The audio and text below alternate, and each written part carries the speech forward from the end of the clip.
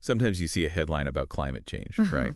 And it just feels so huge, so far away. You know what I mean? It's like, how do I even wrap my head around this? It can be overwhelming for sure. Totally. But today, we're going to try to bring it home, like really connect the dots. We're looking at U.S. climate policy and how it's directly impacting Africa. Okay. So a listener sent in this super in-depth report from the Southern Africa Litigation Center. Oh, wow. And let me tell you, it is not holding back. Yeah, I've heard of that group. They're known for being pretty outspoken. Oh, yeah, absolutely. Straight to the point. Like right off the bat, they use this phrase, the U.S. is killing us softly with its climate policies. Whoa. That's intense. Right. Heavy stuff. So break it down for us. What's the core argument here? Well, it all boils down to this idea of historical responsibility. You've got to think back, way back. I mean, ever since the Industrial Revolution, the U.S. has basically been, just churning out greenhouse gases from factories, cars, just energy consumption in general. All adds up, right? Big time. Yeah. And mainly from burning fossil fuels. So you've got all these heat-trapping gases building up in the atmosphere, and guess what? The planet's getting warmer. Yeah, no surprise there. But the consequences, they're not hitting everyone equally, are they? Definitely not. It's those who contributed the least who are often hit the hardest. It's like the ultimate injustice. And speaking of injustice, the report calls out a big one. It argues that the U.S. is stepping back from global efforts, to clean up a mess that it played a huge role in creating. It's like throwing a party, trashing the place, and then sneaking out the back door before anyone notices. Exactly. And it's a shame because there have been some real efforts to tackle this on a global scale. The Paris Agreement, for example. This was a big deal, everyone coming together, trying to get on the same page about climate change. Right, I remember that. The goal was to keep global temperature rise well below 2 degrees Celsius. Ideally 1.5 even. You see, even a fraction of a degree makes a difference here. So why 1.5? What's so special about that number? Well, exceeding that threshold, even a little bit, significantly increases the risk of all sorts of problems. Extreme weather, rising sea levels, the list goes on. Yeah. But here's the thing. The U.S. pulled out of the Paris Agreement. Didn't they also stop contributing financially? Yep. And that was a massive blow to global climate action, especially for developing countries that were counting on that support. It's like saying, okay, good luck dealing with this mess. We're out. Pretty much. And the report digs even deeper, highlighting some specific examples, like Secretary of State Marco Rubio skipping the G20 meeting. Oh, right, that big gathering of world leaders. Yeah, and guess why he skipped it? Because climate change was on the agenda. You've got to be kidding me. Nope.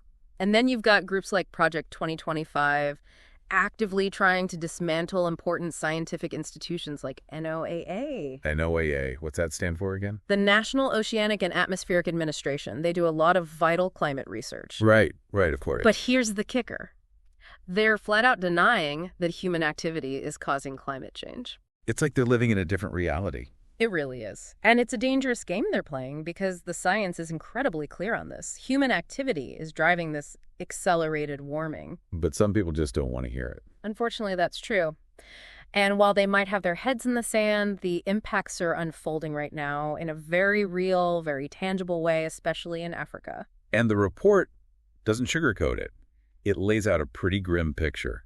Slower economic growth, more people having to migrate because of climate pressures, loss of life from things like floods and droughts, water scarcity becoming a major issue, and whole ecosystems being disrupted. And the report makes a pretty bold claim. They argue that we've already gone past that critical 1.5 degrees Celsius warming threshold. We've already crossed that line. That's what they're saying, and exceeding that threshold. Yeah. Especially alarming for Africa. It ramps up the risk of heat-related deaths, crops failing because the weather's all over the place. I imagine diseases spread more easily, too, in those conditions. Exactly. And you have to understand, a lot of Africa relies on what's called rain-fed agriculture. So they're dependent on natural rainfall for their crops. Right. So any shift in those patterns, any kind of unpredictability, it can have a devastating ripple effect. Impacts food security, livelihoods. It's a big deal. It really makes you think, doesn't it, about how interconnected all of this is. What's happening in Africa now? It's like a preview of what could happen to all of us if we don't get our act together. It's scary, seeing this huge gap between how urgent this situation is and, well, the lack of action from those in power. The report really drives that point home. Yeah, it definitely doesn't shy away from pointing fingers. Yeah. And one of the biggest targets is the Trump administration's energy policies. Instead of, embracing renewable energy, pushing for sustainability, they basically went all in on fossil fuels. Wait, so they actually pushed for more of what's causing the problem? Yeah, pretty much. They opened up protected areas to oil and gas exploration, rolled back regulations that were supposed to make appliances and vehicles more energy efficient. It's like they were going backwards. It's mind-boggling. Why would they do that? Well, the report uses a strong word to describe it: devious. Yeah. It argues that groups like Project 2025, they're intentionally spreading misinformation about climate change. And the reason: to protect the interests of the fossil fuel industry. It's all about keeping things the way they are, even if it means jeopardizing the planet's future. So it's not just about not doing enough. It's about actively trying to sabotage efforts to fix things. Exactly. And when information gets manipulated like that, it makes it so much harder for people to understand how urgent this is. It's a classic tactic, delaying real change. The report also brings up another U.S. policy decision that kind of throws gasoline on the fire, the decision to freeze foreign aid. Yeah, I remember that being controversial. But what's the connection to climate change? Well, that's where the interconnectedness really comes in. By cutting foreign aid, the U.S. basically pulled the rug out from under developing countries that were already struggling to deal with climate change impacts. We're talking about funding for things like early warning systems for extreme weather, stuff that could literally save lives. So it's not just about money. It's about directly impacting the ability of these communities to protect themselves. Exactly. It's a decision that creates even bigger inequalities, leaving those who are least responsible for this crisis to bear the brunt of it. Really troubling stuff. This is all so disheartening. It feels like we're up against this massive wall. But I have to ask, is there any hope for change? Like, what can actually be done? That's the million-dollar question, isn't it? The report ends with this powerful call to action: don't stay silent. It argues that we all have a responsibility to hold our leaders accountable, to demand policies that put climate action ahead of short-term profits and political games. So it's about individual action, raising our voices, pushing for change at every level. Absolutely. But it's also about collective action. Coming together, building a movement that can't be ignored, supporting organizations fighting for climate solutions, advocating for policies that promote sustainability, holding businesses accountable for their environmental impact. It all adds up. It's daunting, but knowing we can make a difference is empowering. For sure. Change often starts from the ground up. By raising awareness, educating ourselves and others, and taking action in our own lives, we become part of something bigger. We can choose to be part of the solution, not the problem. Powerful stuff. And speaking of solutions, the report mentions some specific impacts of climate change on Africa, like the reduced fish and agricultural harvests we talked about, the rise in vector-borne diseases because of the shifting temperatures and rainfall patterns, and all the migration that's happening as people are forced to leave their homes. Are there any solutions being explored to address these specific issues? Definitely. There's a wave of innovation happening across Africa, finding ways to adapt to these challenges. For example, there's a lot of work being done with climate-smart agriculture techniques, helping farmers adjust to these changing weather patterns, improve their crop yields. What kind of things are we talking about? Things like drought-resistant crops, water conservation methods, agroforestry.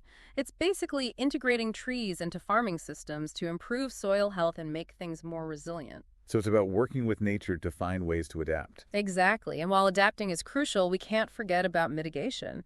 Actually reducing those greenhouse gas emissions to stop things from getting even worse.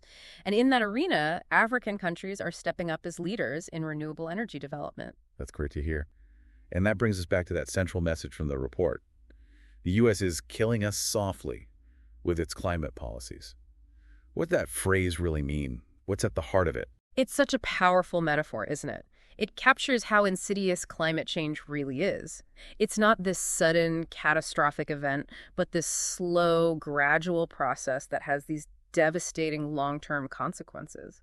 And the U.S., with its history of high emissions and its current policies, it plays a big part in this slow-moving crisis. But it's important to remember it's not just about pointing fingers at the U.S. Right. Other developed countries need to step up too. 100%. The report focuses on the U.S. because of its influence and recent decisions, but the message is universal. All developed nations have a moral obligation to cut their emissions, support developing countries, and work together to build a more sustainable future for everyone. That's a key takeaway for our listeners, recognizing our collective responsibility. Couldn't agree more. We need to move past blame and division and embrace this idea of shared responsibility. Well said. What are some of the key takeaways you want our listeners to walk away with? I hope they remember that climate change is not some far-off problem. It's happening now, and it's having a devastating impact, especially in vulnerable places like Africa. But I also want them to remember that we're not powerless. We can make a difference through our choices, our advocacy, our support for systemic change. And it's a global issue that needs a global solution. Right. We need to break down those borders, those silos, and work together to create a sustainable future for everyone. Couldn't have said it better myself. Thank you so much for joining us today. It's been truly eye-opening. My pleasure. Thanks for having me. And to our listeners, thank you for diving deep with us into this crucial topic. We hope you learned something, that you'll keep exploring this issue, and find ways to get involved. Remember, every action makes a difference. Until next time, stay curious and stay engaged.